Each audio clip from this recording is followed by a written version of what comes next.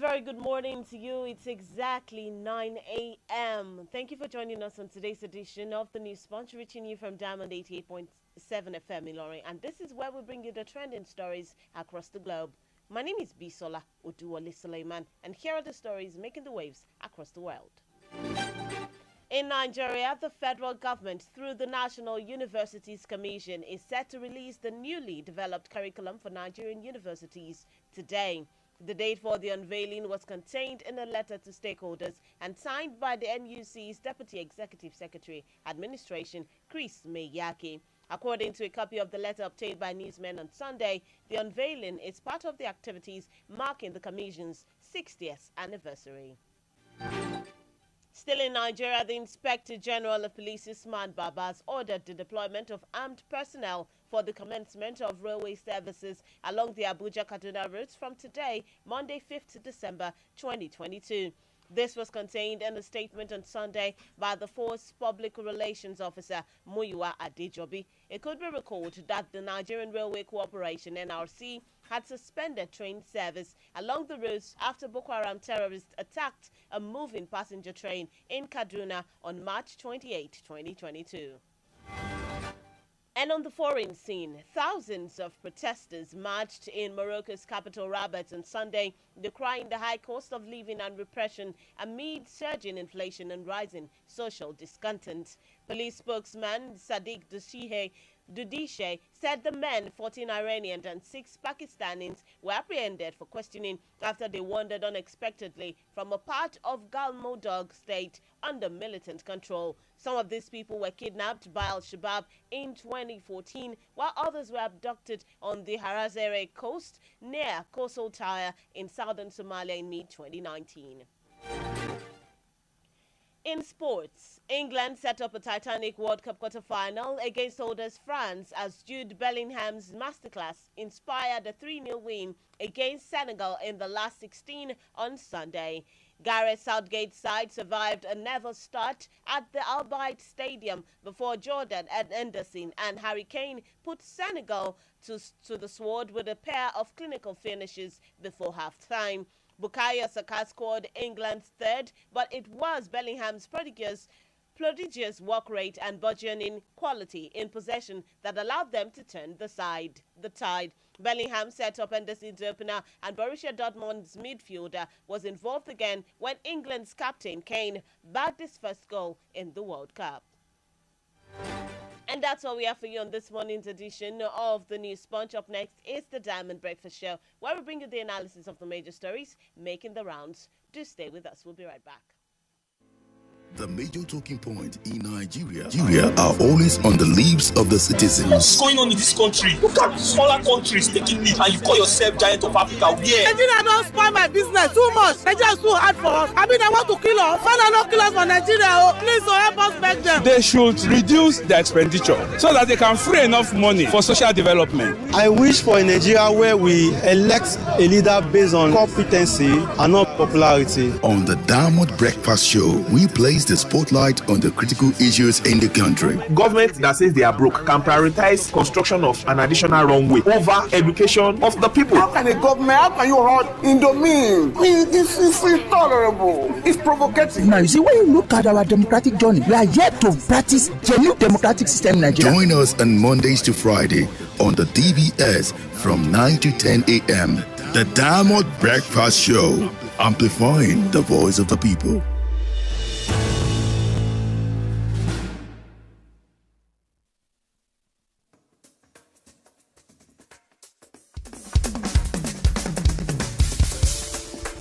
From the studios of Diamond 88.7 FM in Lorry, this is the Diamond Breakfast Show.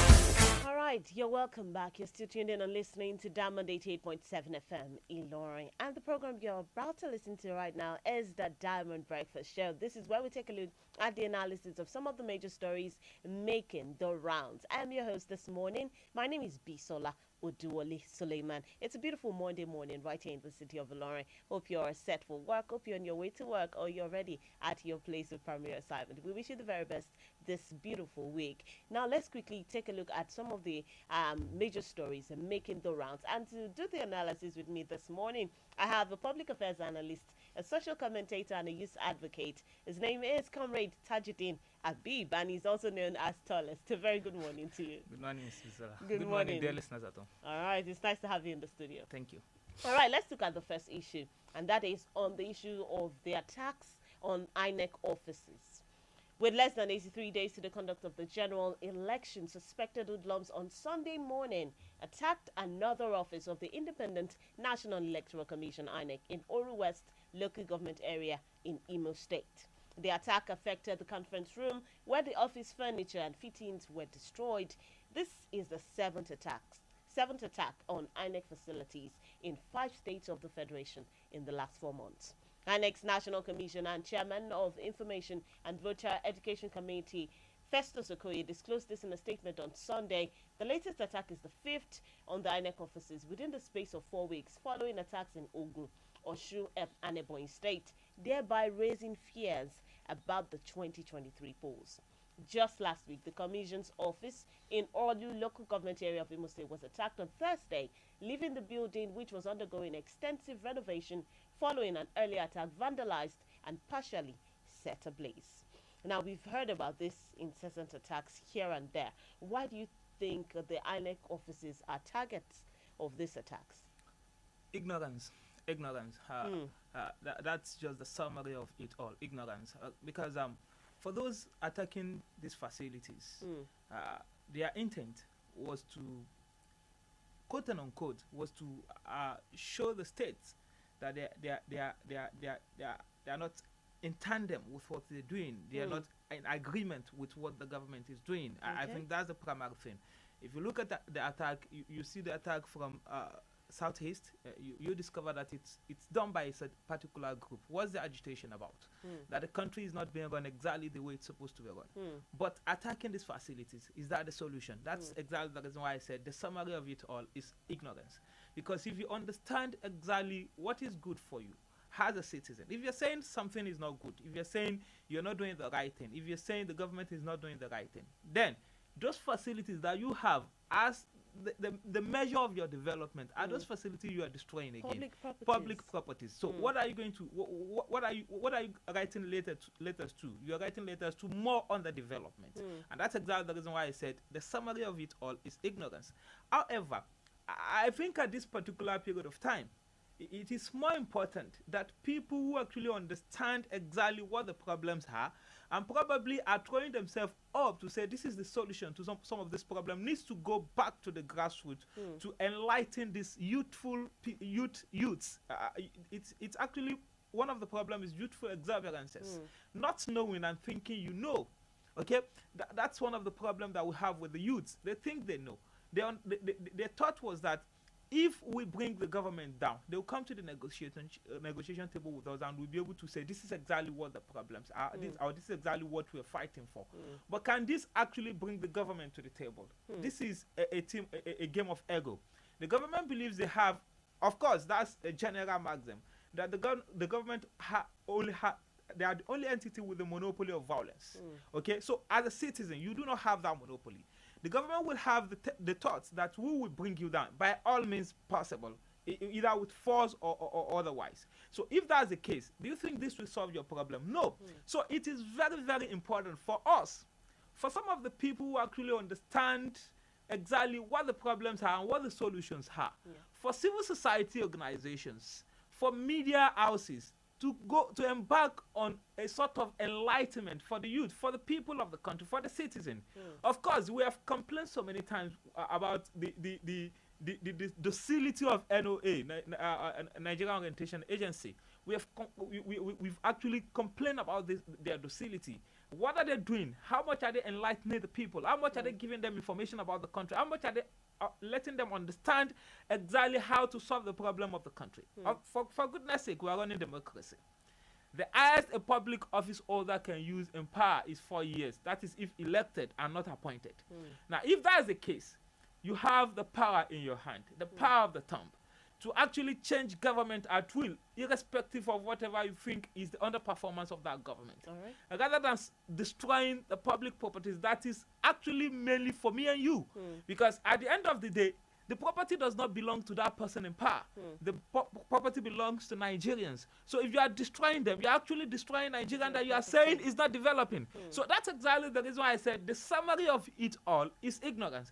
And that's exactly the reason why it became a responsibility, especially from the southeast. You see, yes, you have a single attack in Osun. You have maybe in Ogun, another one. Then the remaining 5 comes from the southeast. It means that the problem is endemic in that axis. So if that's the case, then there is need for people of influence from that region to sit down with these guys, these youths, to let them understand exactly how best they can solve that problem. Violence will not. Because when you are saying, you as a youth, you're fighting, you're saying, we do not want this Nigerian to stand again.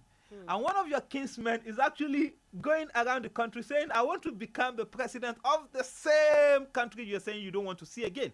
Then that's a problem for you. Because the people of influence from your region are not actually in tandem with what you're doing.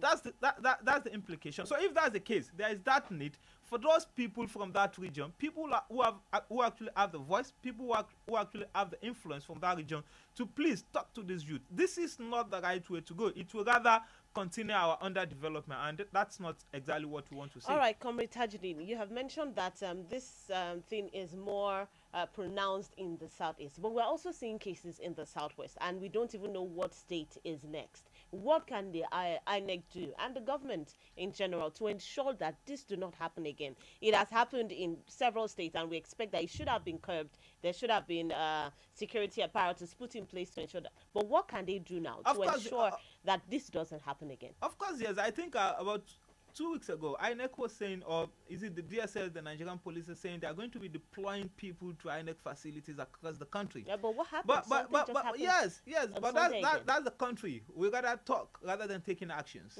Okay, so it's actually something that is worrisome, that our security apparatus cannot even envisage. Because if you look at some of these attacks, they are not attacks that was done within 5-10 minutes. They were done for longer hours, and then you wouldn't see any reaction from the security apparatus. That's worrisome, actually. But the problem is that, like we used to say in Yoruba, anytime don't show you to say anytime show. So if people are actually determined to destroy some certain things, irrespective of whatever you put in place, they will still want to destroy that thing. They will still find a means by which they can play around that thing and make sure that whatever they have as goal was achieved. And that's exactly the reason why the root cause of this problem is the displeasure with the government. It's the displeasure with the ruling class. Is it the displeasure that the country is not being run exactly the way it's supposed to be run? And that's exactly the reason why I said destroying these facilities, is it the solution? No, absolutely no. That's the answer. So what is the solution? Then people who actually understand exactly what the solutions are needs to go back to the grassroots and start telling the people. Of course, the politicians will not do that, because at the end of the day, it is favoring them. Okay, scaring some people away from the polling booth actually favors some certain politicians, because they will be able to maximize the opportunity that will bring. Of course, people that are electing our leaders today are the people that are not voting. Okay, it is not the people that vote that elect our leaders today, because if you look at the percentage of the people that vote and those that doesn't vote, you will understand exactly what I mean by that. So our docility, our lack of intent, our lack of purpose to say this is exactly what we want as a country is one of the basic problems that we are having. And that's exactly the reason why the major solution, the most important solution, is for us to orientate ourselves about the tenet of democracy and how you can actually change these problems that we are All right, thank you so much, Comrade Tajuddin. Let's quickly go on this short time out. When we come back, we'll talk more on this particular issue and talk about how the INEC can preserve its data and other sensitive materials ahead of the general election, and also the effect of these attacks on the next year's general elections. I will be right back to stay with us. It is still the Diamond Breakfast Show. Stay with us. Your dreams of owning a home in an organized, well laid out, secured environment with 24-hour stable electricity and portable drinking water is within your reach. Grab this once in a lifetime opportunity as Las Vegas Imperial Estate offers for sale 50 plots of land measuring 450 square meters per plot at 8 million naira. That is a massive 2 million naira off the normal rate of 10 million naira per plot. This end of the year promo lasts from November 10, 2022 to January 31st, 2023. Payments can be made in installments within these 3 months, while outright payments attract a 5% discount. Las Vegas Imperial Estate is located right behind Kwara State House of Assembly Complex, overlooking the Asta Dam water. For inquiries, contact 0806-286-5734 or 0803-046-1993. Las Vegas Imperial Estate, luxury and comfort. The major talking point in Nigeria are always on the lips of the citizens. What's going on in this country? Look at smaller countries taking lead and you call yourself giant of Africa. Yeah. Nigeria don't spoil my business too much. Nigeria is too hard for us. I mean, they want to kill us. Father, no kill us for Nigeria. Please, help us beg them. They should reduce their expenditure so that they can free enough money for social development. I wish for a Nigeria where we elect a leader based on competency and not popularity. On the Diamond Breakfast Show, we place the spotlight on the critical issues in the country. Government that says they are broke can prioritize construction of an additional runway over education of the people. How can a government, how can you hold in the mean? This is intolerable. It's provocative. Now, you see, when you look at our democratic journey, we are yet to practice genuine democratic system in Nigeria. Join us on Mondays to Friday on the DBS from 9 to 10 a.m. The Diamond Breakfast Show, amplifying the voice of the people.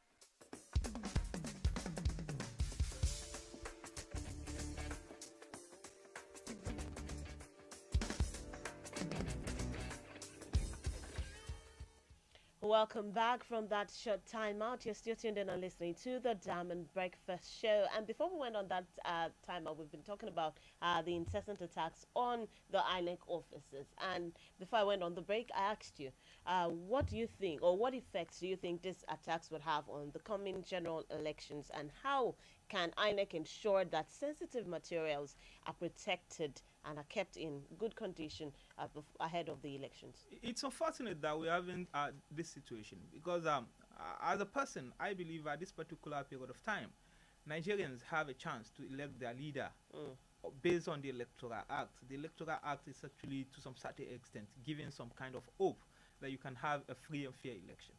But in this situation that you are having this insistent attack, it is going to be a situation whereby you see the citizen getting panic that what if this is happening before the election? What is going to happen on the day of the election? And as such, you are going to have a low turnout. And like I've said from the beginning, people electing our leaders today are not actually the people that voted. They're actually the people that didn't participate in the electoral process. Because if you look at the number, you discover that about 60% of the people, even those that have PVC, does not go to the electoral lines for voting on the day of the election. So, and that is actually affecting the outcome of the election. It is affecting the quality of the people that we have at the ends of our fear. It is actually dealing with us, contributing very massively to our underdevelopment. So if we're having this attack and we didn't do anything to stop it now, it is going to affect the turnout of the people on the day of the election, and that is not good for our democracy. The last time I checked, the people that voted in Osun at the last election is about 33% or so.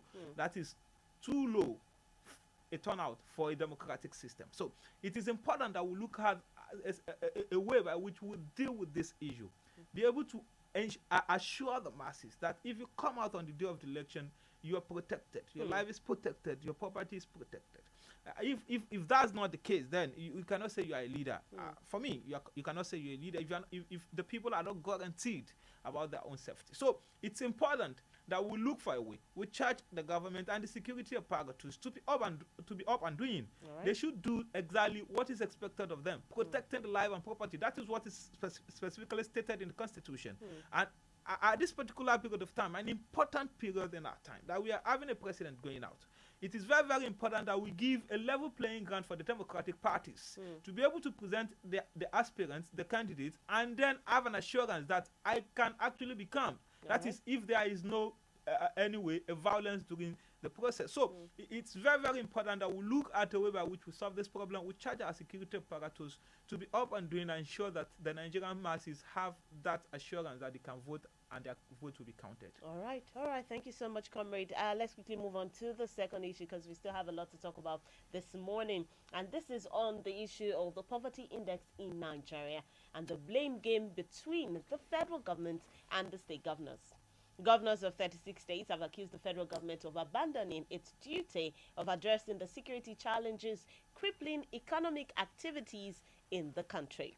The governors, under the auspices of the Nigeria Governors Forum, said the rising level of poverty among Nigerians was a consequence of the biting effect of insecurity on commercial and agricultural activities. They also alleged that the federal government's inaction had allowed bandits, insurgents, and kidnappers to turn the country into a killing field. While reacting to this claim by the Minister of State for Budget and National Planning, Clement Agba, said that the 36 governors were responsible for the rising poverty index in the country. The forum argued that the governors had made tremendous progress in their respective states through relevant projects. So there's this back and forth between the federal government and the state government. One is blaming the other is. Is this what we need at this point in time? Of course it is not. But like I have said from the beginning, our docility as a citizen, our lack of intent, our lack of purpose, I don't know which word to use, but it is majorly because we are not active citizens. Vast majority of us are not active citizens. Between me and you, we understand that this is not exactly what we needed at this particular period of time. But the blame game is happening, and we is to be blamed. Of course, somebody like me, from the beginning, I always hold that notion that for Nigeria to progress, the subnationals must be made accountable. Subnational in this case are the state government. There is not two ways to it. Measuring poverty has indices, okay? They have items by which the United Nations put down to measure poverty. What are these items? You have as part of it education. You have part of it access to healthcare. You have part of it access to clean water. You have part of it access to job creation. You have part of it access to some cash at the particular period of time. I think before now it's $1 per day. Somebody who can actually have $1 per or so. I couldn't know. I didn't know exactly what amount they are putting it at this particular period of time. Now I've listed this item. Let us measure it. Education, from the primary to secondary education. Who owns it? The state government. You have healthcare, primary healthcare facilities. Who owns it? The local government and the state government. You have clean water. Who owns it? The state government.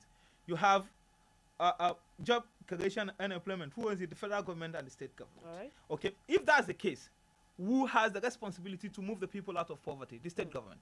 But because over time, the citizens of this country has concentrated their own mind on the federal government, thereby leaving the state government to their shenanigans. And that's exactly what they are continuing at this particular period of time. It will take the courage of a president. Of course, those people has enormous power. I think in this studio about 4 weeks ago, we were discussing about the 5 governors from the PDP holding the party at jugular.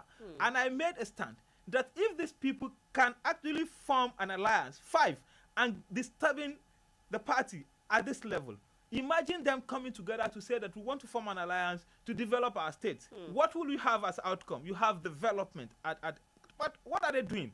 These governors have mastered the ethics of trying as much as they can to make sure that their power is only exercised on politics and not on governance. So each time you call them to accountability, you see them throwing that blame game to the federal government because they understand that as a citizen, our mindset is only set at the federal government and not them. Okay, how can you explain a situation whereby a state takes in at least 12 billion naira every month? That's an allocation. They take 13% derivative.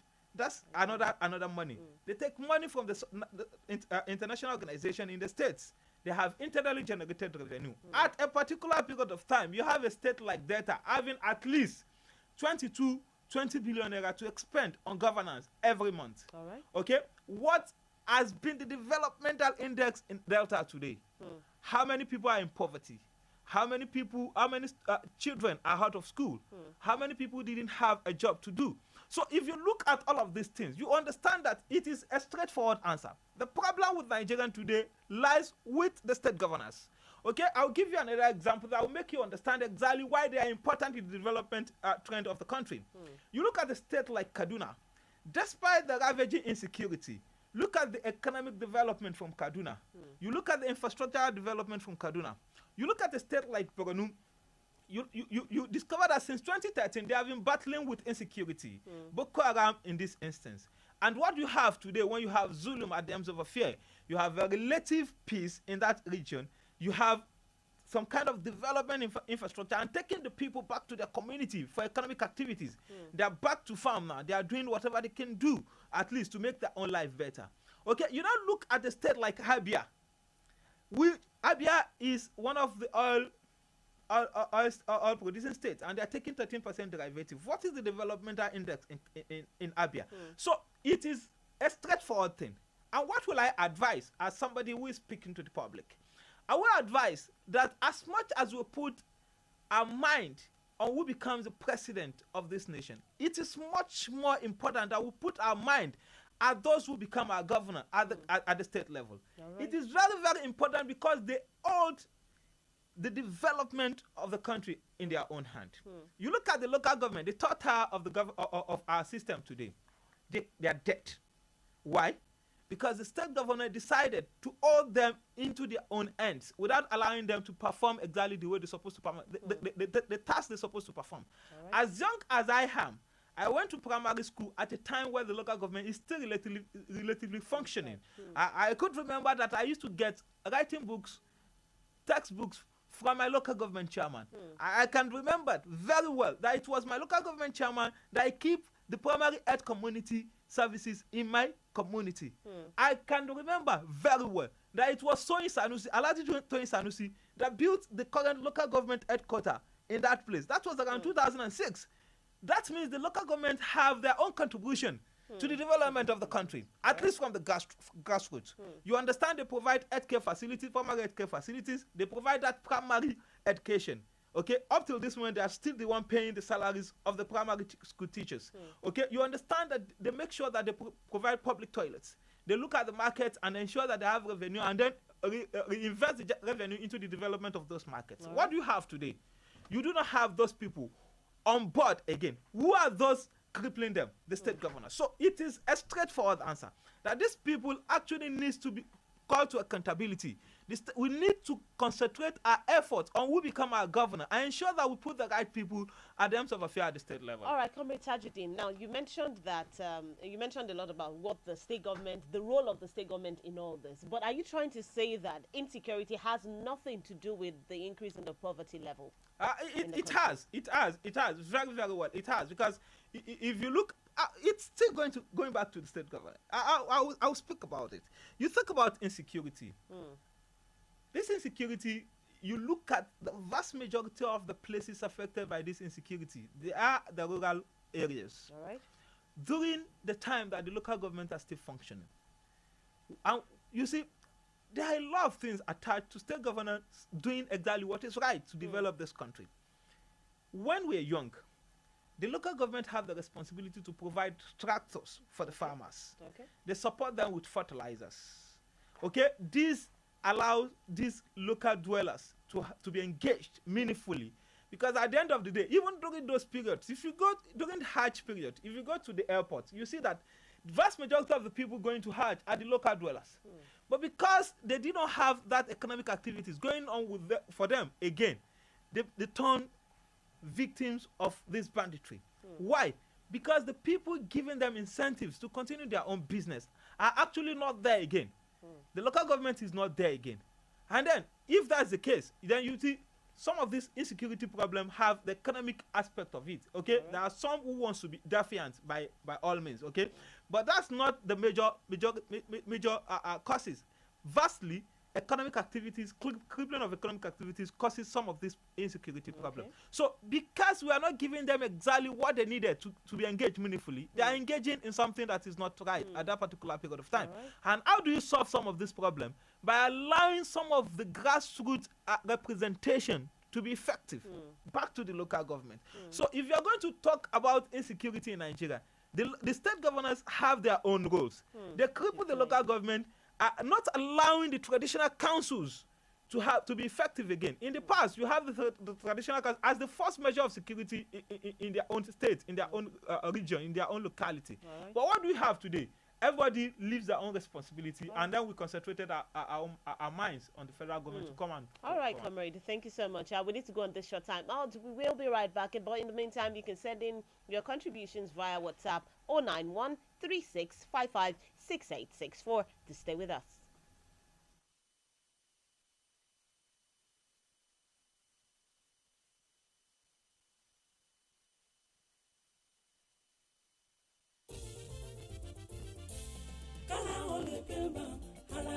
Kò sí mọ́ àwọn ká ti sá lọ àrùnmọ́lẹ́gùn ẹ̀yìn dídùn làkúrẹ́ gbé wọ́n ti lọ wá bí wọ́n sí kára ó lè pé bàmù rẹ̀ àtúrà dáadáa. kókó lára ọ̀tá le gbéra ńlẹ̀ kó dìde kára ó lè pè ń bá àtúrà wọ̀ àtúrà pẹ̀sẹ̀ àtúrà dáadáa kegun ó tò kegun ó nà kára ó yá gágá ara ń ronú tẹ́lẹ̀ kò ronú mọ́ tẹ́ bá ti fi kára ó lè pè ń bá ra lẹ́sẹ̀kẹsẹ̀ ló ń ṣiṣẹ́ wọnú igun tó sì ń ṣe àtúntò rẹ̀ òṣùbù yẹ̀kẹ́ fa párọ̀ tàbí fi ẹsẹ̀ dá fi kára ó lè pè ń bá wọ̀ káì ara rẹ̀ ó lè padà yakinlala action ó jẹ́ àwọ̀ká àròmọ̀lẹ́gun làkúègbé ara ríro tàbí ẹ̀yìn dídùn kára ó lè pè ń bá lọ́kọ̀ gbogbo wọn agbára pọ̀ kára ó lè pè ń bá. Tuyi Pharmaceutical Industries Limited àwọn tó lórúkọ tó ṣe é gbẹ́kẹ̀lé níbi ká po oògùn òyìnbó ló ṣe é kára ó lè pè ń bá. ẹ̀rọ ṣẹ̀ṣẹ̀ pín ìrèpàtú òpèrè ta pàtà pọ́npọ́n kára ó lè pè ń bá.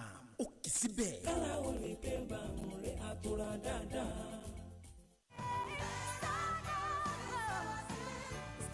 Christmas came early at the Diamond Park Ilorin as we present to you the Christmas Jamboree. Santa Claus is in town, and due to popular demand, our Christmas grotto will be open from 1st December 2022 with Father Christmas giving out lots of fantastic gifts to children.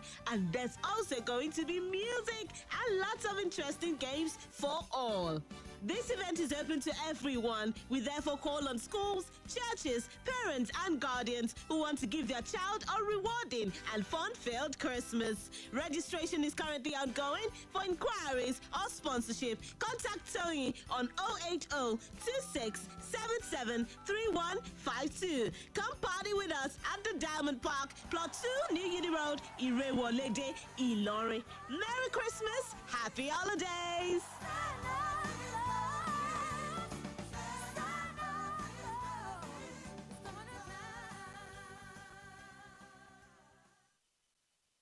Hey, where do you get your fabrics from? Where do you get your textile materials from? Do you need Swiss lace, London lace, sample crepe, design crepe, London silk material, Duchess, Chiton material, Guinea brocade, Galila of all types, Kampala, Senegal Galila, Ankara, sample material, Ashofi, and co. Yes, all you just need to do, walk into Mama Ifeoma Textile Hub, located at number 241, Upper Ibrahim Taiwo Road, adjacent General Roundabout. For more inquiries, contact 0913-562-8324 or 0907-128-6255. Mama Ifeoma Textile Hub, your shop plug for all your fabrics. The major talking point in Nigeria are always on the lips of the citizens. What's going on in this country? Look at smaller countries taking lead, and you call yourself giant of Africa. Yeah. Nigeria don't spoil my business too much. Nigeria is too hard for us. I mean, I want to kill us. Father, not kill us for Nigeria. Please, help us beg them. They should reduce their expenditure so that they can free enough money for social development. I wish for a Nigeria where we elect a leader based on competency and not popularity. On the Diamond Breakfast Show, we place shines the spotlight on the critical issues in the country. Government that says they are broke can prioritize construction of an additional runway over education of the people. How can a government, how can you hold Indomine? This is intolerable. It's provocative. Now, you see, when you look at our democratic journey, we are yet to practice genuine democratic system in Nigeria. Join us on Mondays to Friday on the DBS from 9 to 10 a.m. The Diamond Breakfast Show, amplifying the voice of the people.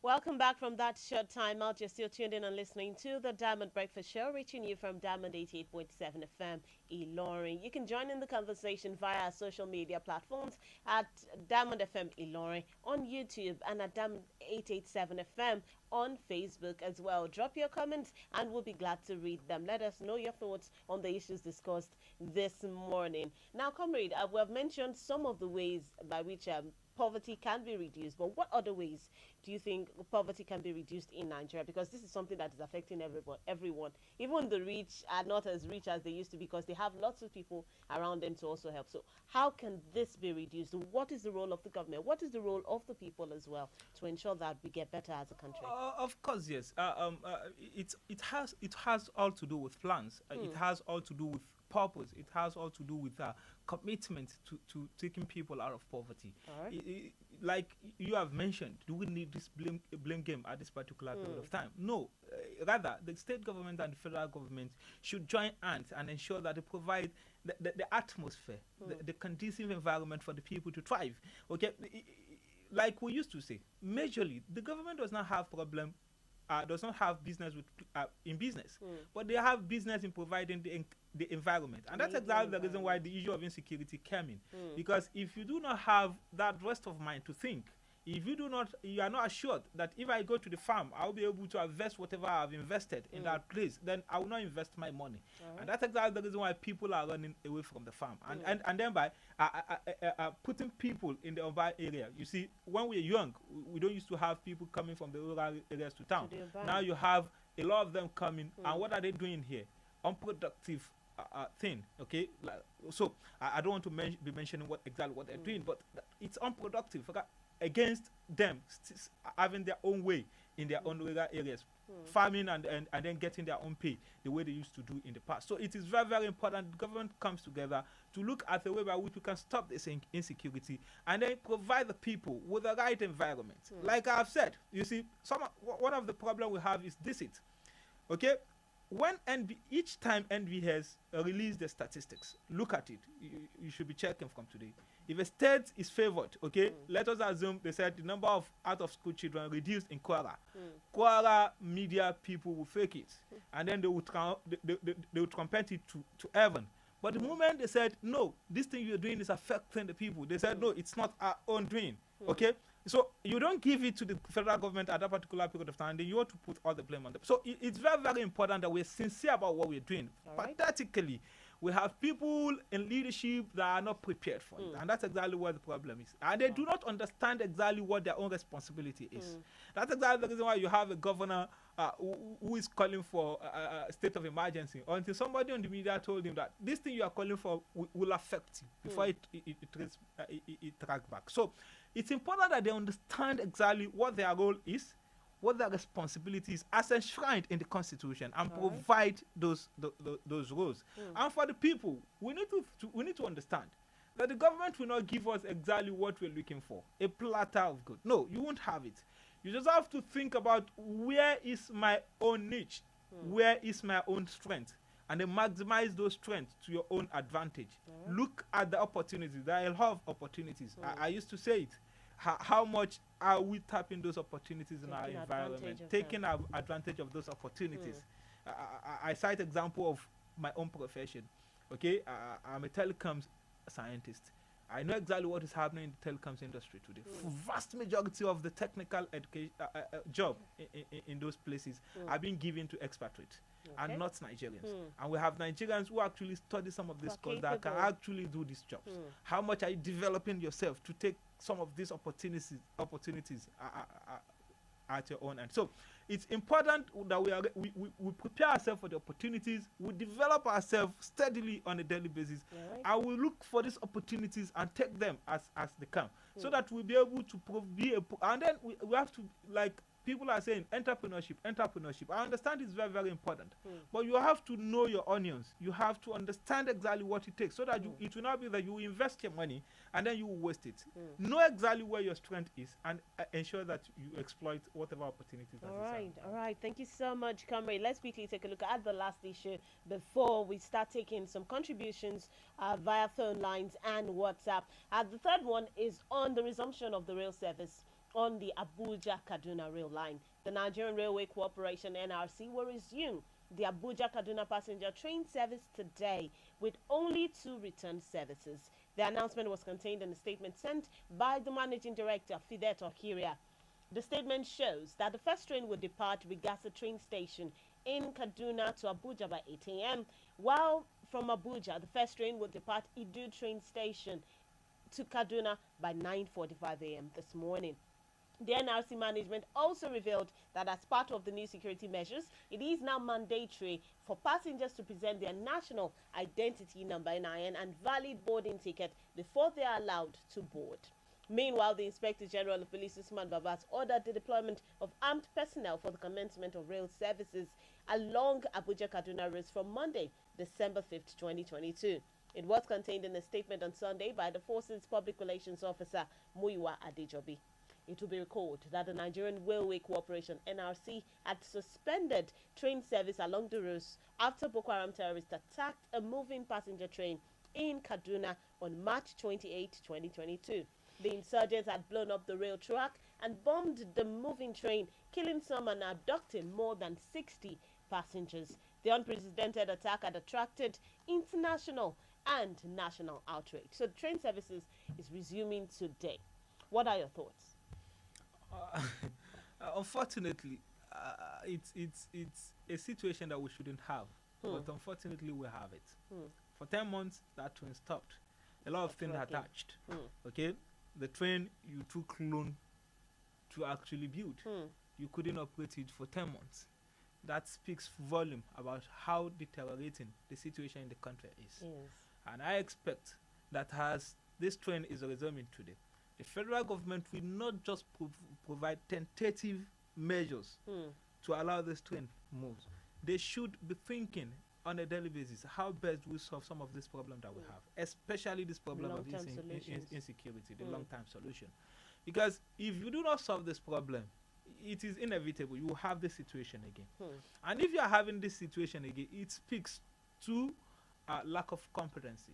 Okay, so it is very, very important that as the trend is resuming today, we continue to look at the possibilities. What are those things that we needed to do to ensure that we do not have a repeat of that situation?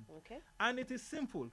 Give the people exactly the kind of governance that can give them hope. It's because some of these people does not have hope. That's why they are doing all of this evil.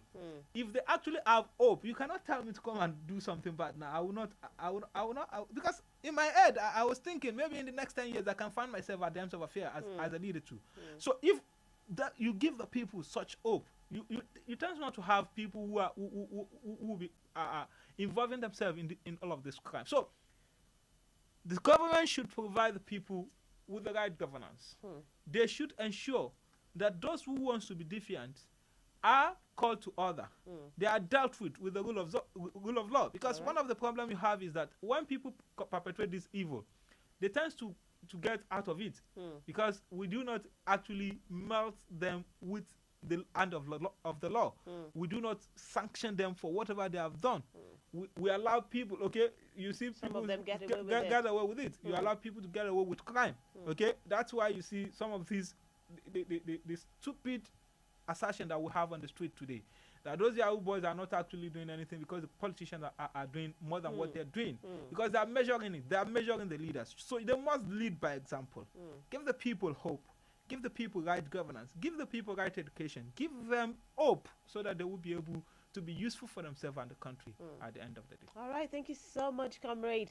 Thank you for that analysis of the issues discussed this morning. And if you're just tuned in and joining us, we talked about a couple of issues that affect us as a people and as Nigerians. The first one is the incessant attacks on the INEC offices. What do you think are the effects of this on the coming general elections? And the second issue we also talked about is the blame game being played by state governors and the federal government. Who is to blame in this situation? Why are we in poverty? Why do we have a high rate of poverty in Nigeria, and what can be done to get out of this situation? And the last one is on the resumption of rail services along the Abuja-Kaduna roads. What are your thoughts? What do you think the government can do to forestall such future occurrences? What can we do to protect the lives and properties of people? 09136556864. That is the WhatsApp number to send in your messages to. And then you can call us on 09136556952. Please, when you do call in, kindly turn down the volume of your radio set, and also ensure that your contributions are clear and are very, very straightforward. 09136556952. This one here says, good morning. The analyst is just very on point with the analysis. He was able to hit the nail on the head, and he's very precise. I wish I could continue to listen to him every day. Oluwashio from Gankombi. All right. He sent in a message to praise our analyst. Thank you very much for that. Thank you, Mr. Shio. All right. 09136556952. That is the number to call, or you can send us messages. Hello, good morning. Good morning, ma. Good morning. What's your name and where are you calling from? Good morning. This is Mohammed from Erewole. All right, Mohammed. It's nice to have you on the show. I really appreciate the contribution of our analysts today. All right. As you know, one of the problems we have in Nigeria is that those of us who are citizens of Nigeria, we are very gullible. Because in the same pool, in the same party today, they will turn to another party, and today they will tell us the party they want yesterday is no more good. But because it is because we are gullible. And also, you know, most times when we want to discuss, we used to leave sometimes and persuade. If not, we discover that they are killing human beings and the government is looking the other way around. So even if they are burning INEC offices, do we need to shout? Don't need it. Hello? All right. Kindly call us back. We're trying really hard to hear you. But he mentioned something about if they're burning INEC offices, do we need to shout? Have you forgotten that these are public properties? It belongs to you and I, and they're built with taxpayers' money. Hello, good morning. Good morning. Good morning. Dr. Zil from Cherry School. All right, Dr. Zil, go ahead, please. Yeah, concerning the INEC offices, the action that is being committed, for me, I will say that it will never affect next year's election and the change of power. Okay. Because INEC head office matters more than any other office. All other ones, they are important too, but if they cannot get to destroy or burn INEC office, I want to believe that politicians will still have their way to ensure that the election holds, because it is sacrosanct according to our constitution. All right. And any repeat of this destruction, I want to tell you, people in power have something to answer, because anything that is more than 24 hours, people in government knows about it. Then the blame game that is going on between federal government and governor, the two of them, in fact the three of them, the three chairs of government, they are involved. You should not blame anybody. In fact, the people in the National Assembly too, they are all involved, including our religious leaders. They are all involved. They have weaponized poverty in Nigeria, so that people in this country will not be able to have a say. They will just force themselves to power. So it is the fault of all leaders at all sectors.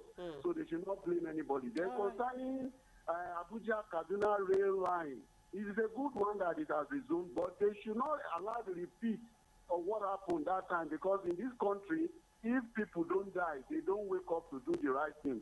If any reoccurrence like this INEC office, they keep burning. If they also kidnap people again, this government should just get out of power before they elect another one. Because we want to believe that whatever that is going on, we should not allow it to repeat before we start taking action. Action should be taken now for security, so that everything will not just be in the news and we keep talking about it.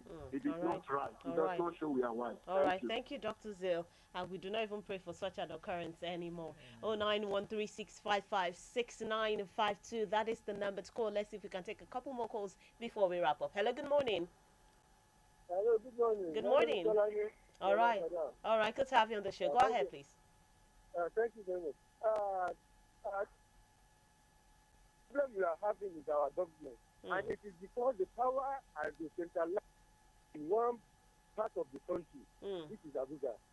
So that is where our problem is. There is no state, local government autonomy, whereas the people at the local government level will be able to take care of the security of their area. So the same thing that is happening to high-net offices around will still happen to same again. It happens to us. But we are not finding solutions to the root of the problem. What are the roots of the problem? The gap between the leaders and the masses is too much. It's too much because we find our government at the top making the decision that is more costly than that ordinary man cannot go through it. So how can you have, in short, we don't even have justice in this country. And by now, I will urge the masses to have one belief that not everything peace can control. So like me, I don't want no peace. All I want is equal rights and justice. I believe when there is equal rights and justice, peace will come. Peace will reign. But for them to be pronouncing peace for us, we should look for peace this way. And there is no equal right. My dear brother, we are keeping another problem to come in the next 20, 30 years. Again, we are planning it out now. So we should try to get it right by 2023 election. To divide all the polls. Let's divide it. You cannot say PDP should have over 150 million out of 200 million. Let's divide it. Yeah, when we divide the power, there is going to be a way out of the problem. All right. So by 2027, we will have a stable in the solution. Thank you very much. Thank you so much. Thank you for your contribution. Let's take one more call, and then we go back to our guest in the studio. 09136556952. 09136556952. All right. Hello. Good morning. Okay, we lost that call. Do call us back. 09136556952. Hello. Hello. Good morning. Good morning. How are you? I'm very well, thank you. It's nice to have you on the show. My name is Hassan Abraham. All right. All right, go ahead, please. I want to talk on this local government. I think both federal government and state government are culpable of not allowing the local government to work effectively. Okay. And if they spend money to the local to state government for local government, why not pursue it? Why not federal government to pursue the money, whether it was used for the government for or not? So if it was not used, why not sanction the state government over it? So this is why I said both federal government and state government are culpable of not allowing the local government to work. Thank you very much. All right, thank you so much. Comrade Tajuddin Abib, before we wrap up, let me quickly take your final thoughts on the issues discussed this morning. Do you agree with most of the callers? Do you agree with what they have said? Of course, yes. As a citizen, we have different thoughts and opinions about solving some of these problems that we have. But on the last caller about the local government, I think we need to understand exactly what the problems are. I think about 2-3 years ago, the president even have an executive order about the local government. And what did the state governors do? They went to court and then sued the federal government. This is democracy. You cannot do things by fiat. So you have to follow the laid-down procedures as enshrined in the Constitution. And that's exactly the reason why the blame on local government ineffectiveness lies with the state governors. And that's exactly the reason why, even some time ago, there is this an attempt at constitutional review that you are expecting, in constitutional review, the state House of Assembly have to contribute. Two of those state House of Assembly must vote in support of a particular review. They voted against the local government election. I think they are redoing it today. They said they are still expecting 5 states to support that review. So it's more of the constitutional bottleneck on the local government issue. But even outside the Constitution, it's a common sense. that this tag actually contributes a lot to the development of the grassroots, especially in the area of insecurity, just like this person says. But because these people actually are not part of us from those areas, and that's exactly the reason why they do not understand exactly what the people are facing. All right. It is important that as a citizen, that's my final shot, it's important as a citizen that we understand that to have the power in our own thumb. 2023 provides us with an opportunity to do the right thing. Okay. And we should ensure that while we are thinking about who becomes the president, we look at the right person at the state level. Okay. At the 30 state level, if you have a very effective 20 state governance, you have Nigerian of your dream. All right. Thank you so much. Thank you so much. My guest has been Comrade Tajuddin Abib, also known as Starless, the public affairs analyst, social commentator, and youth advocate. Thank you for coming out this morning. Thank you, Ms. Bisola. All right, and thank you to everyone who tuned in and joined us today on the show. I will wrap up the segment of the program with the news commentary from our news and current affairs department. To join us tomorrow on the Diamond Breakfast Show, same time, 9 a.m. My name is Bisola Oduwole Suleiman. Have a wonderful rest of the day.